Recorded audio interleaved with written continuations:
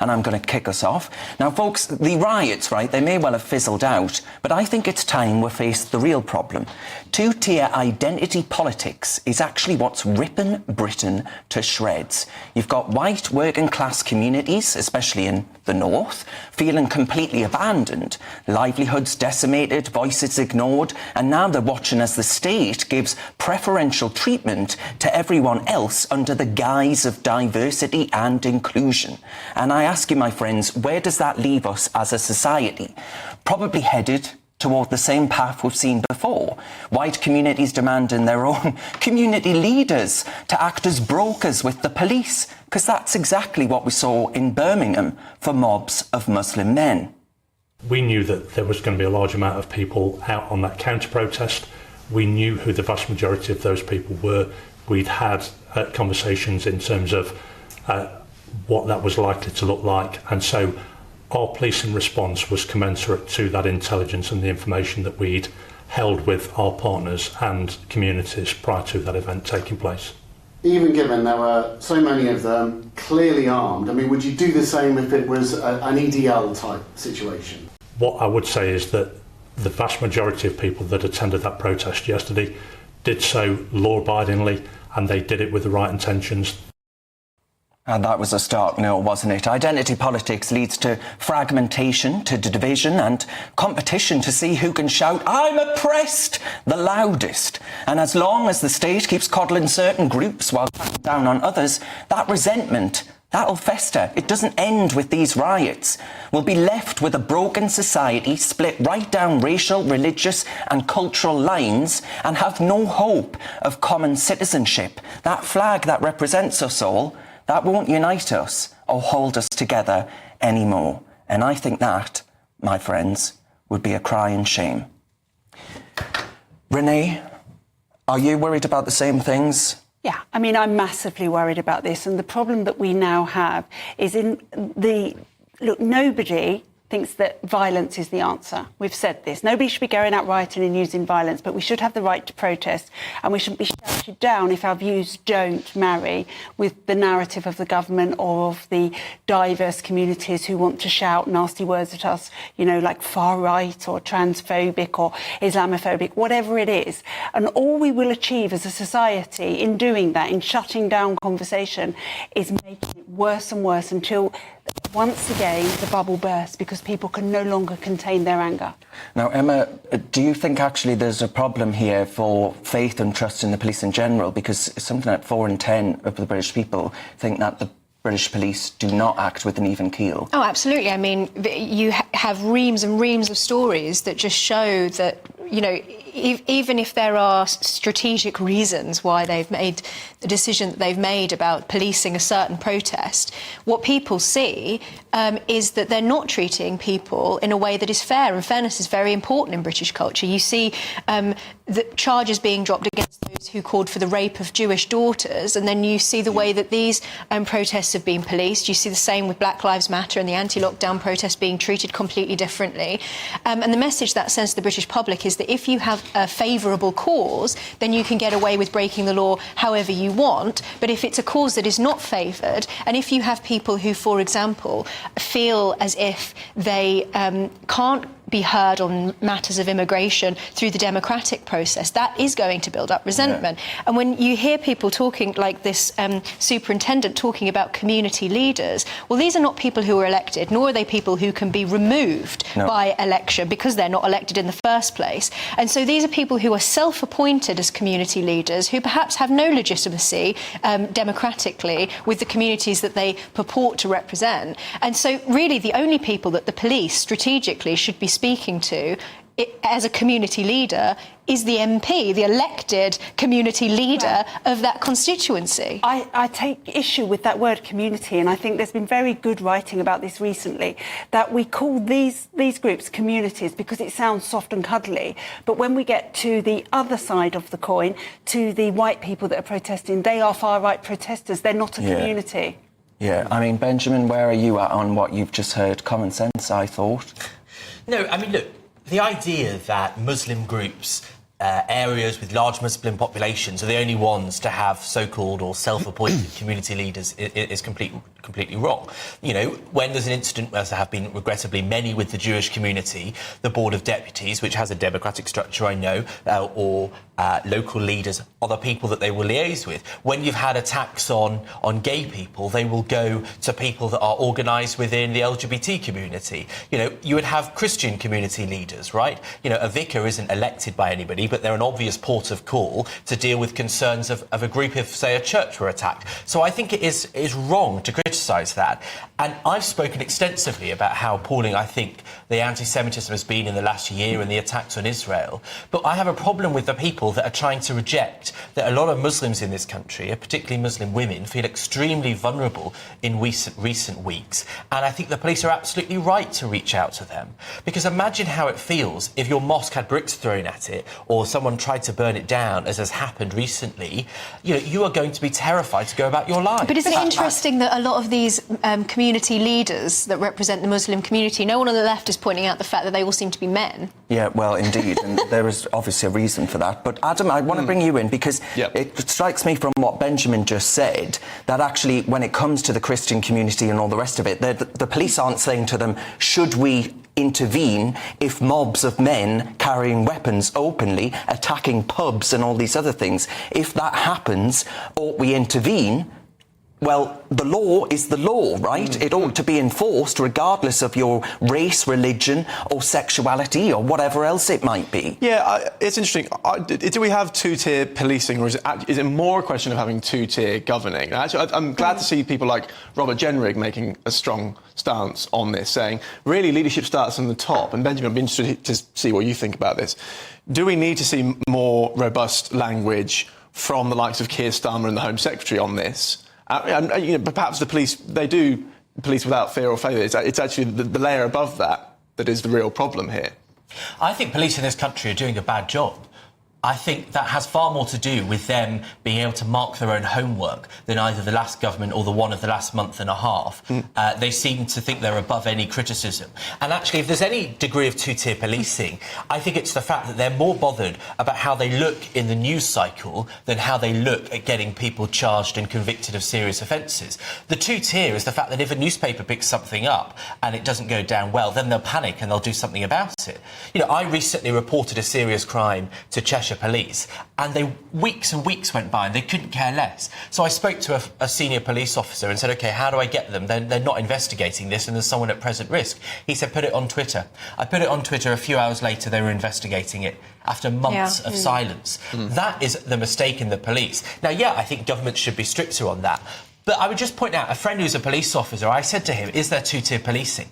And he said, well, when I was dealing with the Black Lives Matter protests and the riots that also happened at the same time, most people there weren't turning up trying to attack the police. But when you've had some of these men that fantasise about Tommy Robinson, they turn up wanting to attack the police. And what about those that turn up at protests in London shouting for jihad and intifada, who the police say, oh, well, you know, that's absolutely fine, get yourself away. Jihad but if they shout on the streets about Allah, you can bet your bottom dollar that they'll be in the slammer. Of course there's two-tier police, and I think you ultimately know that. And I think that actually you know that it's protecting certain people over basically ethnic and religious lines. And that is wrong. That foments the division and actually creates the people that you don't like in society and in politics, and actually gives them a stronger base. So I think that's why it needs to be counted. Well, I also wonder, Benjamin, whether you have equal concerns for women who are not Muslim, who are scared to walk amongst communities which have changed beyond their recollection. They've lived there all their lives. Are they legitimate in being scared on the streets of London? Of course, anybody that's in that situation is, right? I mean, as a gay man, I suspect those communities you're thinking about are probably there's an overlap of where the fear would be. But you have to be careful. You know, when there were such serious problems with police and the black community in places like Brixton in the 80s, in the 90s. The answer to that wasn't to say, well, you know, the black people must stop being angry. The way of fixing that was to sit down with them, was to listen to them, was to have the avenue into the community. I noticed that Benjamin didn't name the community there. I wonder whether you would be so hesitant to name the community if it were one of the ones that... No, hang on. Let me be very clear. There is a problem with radical Islam in this country. Hang on. And there is a strain of Islam that is dangerous, that is a threat to democracy, that is a threat to the rights of women and gay people. But I don't accept that trying to scar the whole community with those views is right. Well, I'm absolutely delighted to welcome who should have been head of the Met Police, the former Detective Chief Superintendent for the Met, Kevin Hurley. Kevin, thank you very much for giving up time on your trip abroad to join us on this very important topic. You've just seen there those clips that were had during the news where people were being sort of attacked at Dover for protesting against the boats that are coming over in vast numbers to this country. Record just last week, 700 came over in one single Sunday. And for protesting that, they're saying that there's a two-tier element to the actual policing element of such protests. Would you accept that that's the case?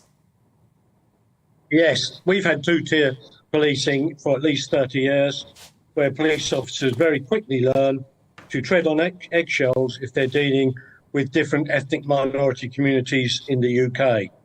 They're very, very sensitive to being called racist or bigoted or in any way biased. And the net result of that is police tend to back off or bend over backwards or avoid confrontation when perhaps confrontation is what's required. I personally have always taken the view that it doesn't matter who you are all equal under the law and should be dealt with in the same way. So if it requires a gentle word of advice, fine. And if it requires really robust responses, then that should happen as well. But the bottom line on it is, police for far too long have, if you like, pussyfooted around certain issues.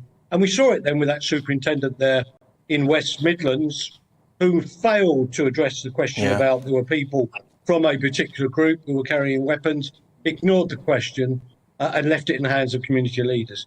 It is not acceptable for any particular group in society to think they are above the law.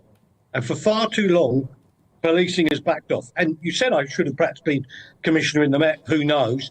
However, I can tell you one of the issues that caused me problems when I was serving was the fact that I took a zero tolerance policing approach to all forms of wrongdoing, regardless of where and when you come from. Well, hang on, Kevin. It caused you issues with who? Who is that? Is that coming from the upper echelons of the force itself? Yes, of course. With the senior leadership of the police service, who always will take the line of least resistance to avoid problems. The fact of the matter is, there are people within our society who are disproportionately involved in crime, and we are no longer in it, but the police service back off. And it's not the constables who are doing this, or indeed the sergeants or even inspectors, but it's certainly chief police officers. And once people reach chief inspector superintending rank in the police, they tend to look for where their next rank is, where their next promotion is, their next pension uplift, quite frankly, because I was part of that. And therefore, they will toe the party line. Now, Kevin, I must ask you, because, you know, you were, in your opinion and in mine actually as well, you would have been a really good top cheese of the Metropolitan Police. Do you think actually that because you stand against this identity politics, and perhaps we've seen this since the 1980s, Kevin, perhaps it was laudable at the time when, you know, there were protests in the 1980s with black communities who felt that they were mistreated by the police force.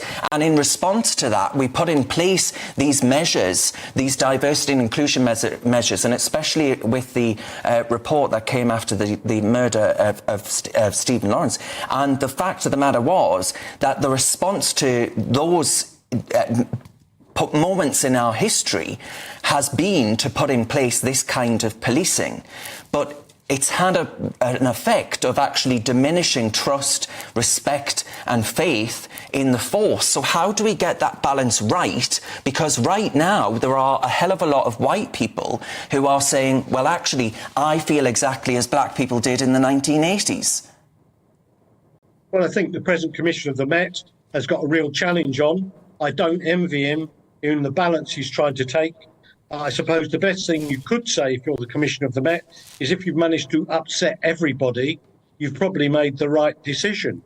But the answer to the question is that the public, I suppose, no, the fact is the public are losing confidence in the police because they are not delivering basic services that they expect from their police in terms of dealing with antisocial behaviour on their streets, responding to burglaries, and when they see various groups, regardless of who they are or what they're protesting about, see them actively breaking the law and no action being taken against them.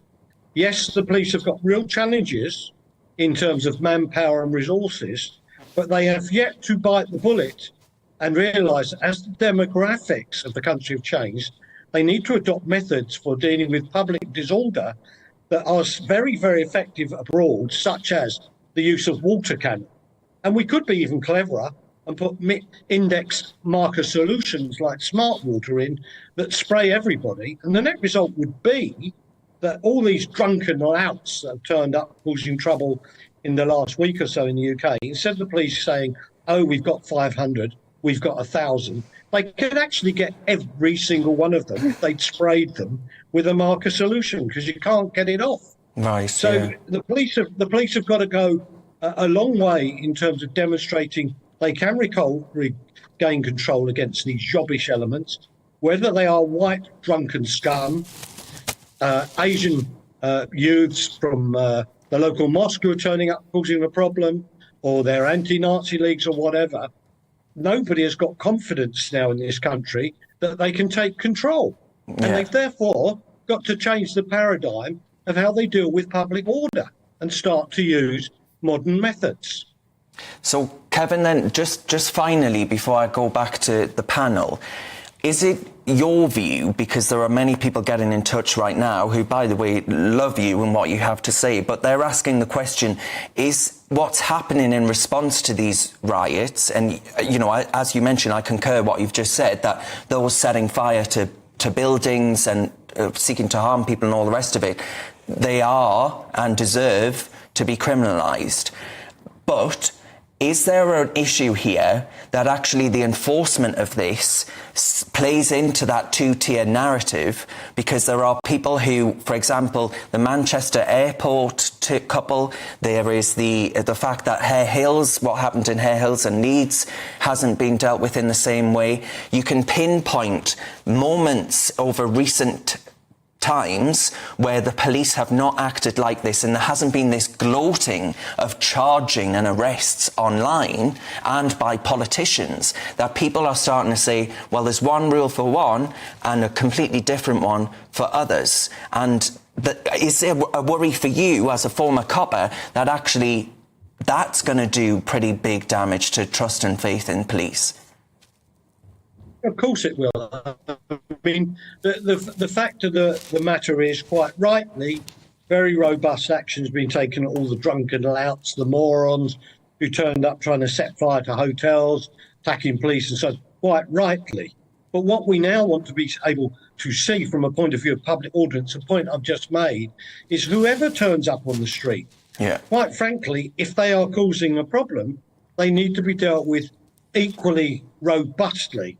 But there are other issues that the police are failing to deal with firmly and appropriately, such as inner city knife crime, particularly in London, where stop and search has dropped across London by about 2/3. Well, because that's racist as well, right? That's racist, even though it saves black people's lives, you know? Yeah, well, I mean, the bottom line of it is because the constables on the street have decided it's not in their best interest to stop and search people, particularly from the black community, who are the ones doing the dying and the ones doing the stabbing. So the people actually doing the crying are black mums who lose their sons to knives or guns, or lose their sons to life imprisonment when they're convicted of murder. And I remember Cressida Dick said the same thing. The former Met chief, she said the same thing. But we'll leave that there. Kevin, thank you very much for your time.